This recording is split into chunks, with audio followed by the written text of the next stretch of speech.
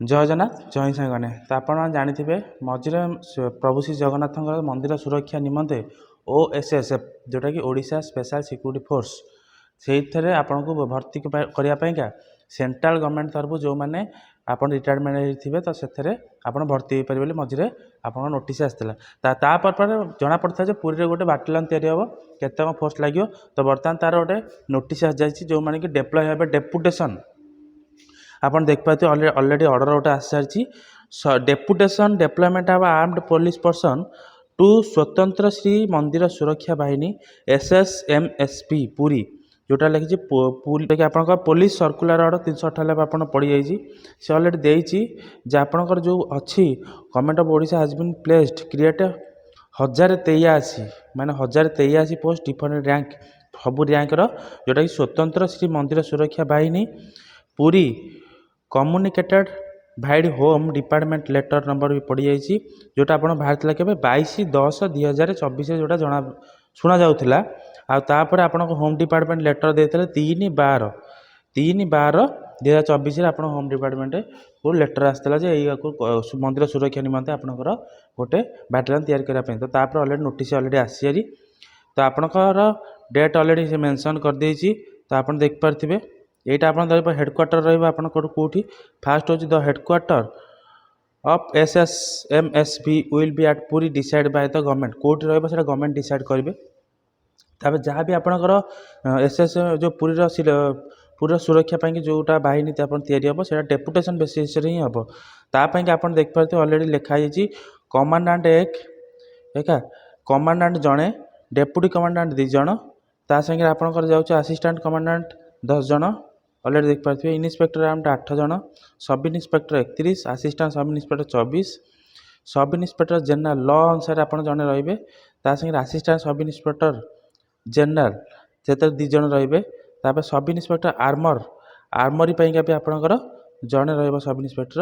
हाविलदार armour जड़े रोके संगे आपंकर असिस्टेंट आर्मेचर आप 2 जन रे सब इन्स्पेक्टर कम्युनिकेशन जड़े रे संगे असिस्टेंट सब इन्स्पेक्टर कम्युनिकेशन रे 4 जन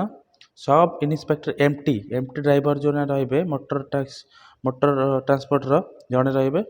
ड्राइवर हाविलदार रे 9 जन ड्राइवर रे 18 जन हाविलदार रे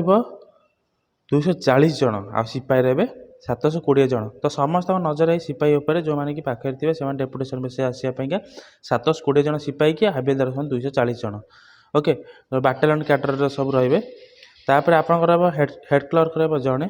सीनियर क्लर्क रहा 5 जन डीपीओ कैडर सीनियर स्टेनोग्राफर रहा जड़े तो बर्तमान जो मैंने भी डीपीओ कैडर बाहर भी आधे आपंकर एम्प्लॉयमेंट दे पारे ओके तो मोलाटाइज कौन होती जे अलरेडी से कहीदे आपंकर जो आपंकर दे तो पोस्ट ऑफ SSMSP पुरी रे जो आप बाटालियन तैयार हम जो थी कि आप first OCP Dhenkanal 4th OCP Rourkela 5th OCP Baripada 8th OCP Chhatrapur 4th SS Malkangiri those have completed 7 year जो मैंने 7 वर्ष कंप्लीट कर सर्विस डेट ऑफ अपॉइंटमेंट आज 1 जनवरी ऑन दिस ईयर 1/1/2025 सुधा आपड़ कौन कौन ना 7 ईयर कंप्लीट जो मैंने कर 1/1/2025 सुधा जो मैंने 7 ईयर कंप्लीट कर आप पकई पारे कौन ना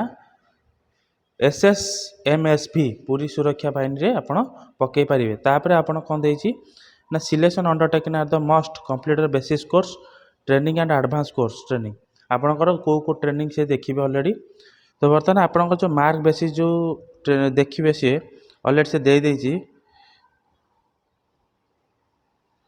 देखिपे आपण मैंने लिखा सिपाही मानका सिपाही मानक आप देखिए गोटे 15 मार्क क्वेश्चन आसूँ जो थी कि आप police commando instruction course 1 mark VIP security training 1 mark bomb disposal 1 mark crowd control training 1 mark 8 course training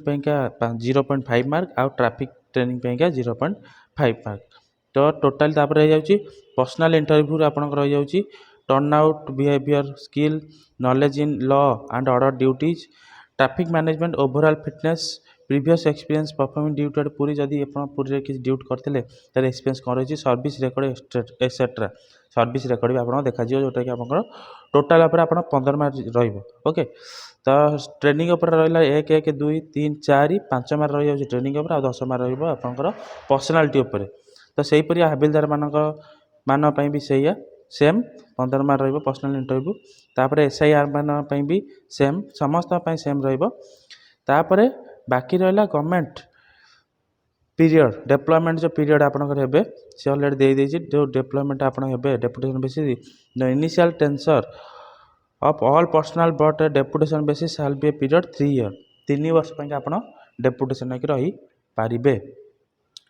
which may be extend for 1 year on the recommendation of selection committee approval DGP। ଯଦି ଆପଣ ତାପରେ 3 ବର୍ଷ ରହିଲା ପରେ ଆପଣ ଗୋଟେ ବର୍ଷ extend କରିପାରିବେ, କିନ୍ତୁ ସେଇଟା ରେମୁନେସନ୍ କିଏ କରିବେ ନା କମିଟି ରେମୁନେସନ୍ କରିବ DGକୁ ଆପ୍ରୁଭାଲ୍ କରିବା ପାଇଁକା ସେଇଟା କମିଟି ଲେଖିକି ଦେବ DGଙ୍କ ପାଖକୁ। ତ ଯଦି ସିଏ ସେଇଟା ସିଲେକ୍ସନ୍ କଲେ ତାହେଲେ ଆପଣ ରହିପାରିବେ ଆଉ ଗୋଟେ ବର୍ଷ ଏକ୍ସଟ୍ରା। ଓକେ, ତ ଯେଉଁମାନେ ବି ଇଚ୍ଛୁକ ଅଛନ୍ତି ଆପଣ 7 ବର୍ଷ ସରିଛି ଆପଣଙ୍କର ଟ୍ରେନିଂ ପିରିୟଡ଼ ଠାରୁ 7 ବର୍ଷ ସରିଛି, ଯେଉଁମାନେ 7 ବର୍ଷ କମ୍ପ୍ଲିଟ୍ କରିଛନ୍ତି ତ ସେମାନେ ନିଶ୍ଚୟ ଆବେଦନ କରନ୍ତୁ, ଯେଉଁଟାକି ଆପଣ ପୁରୀରେ ଭାଇରାଲ୍ ଅଛି 1083 ପୋଷ୍ଟ।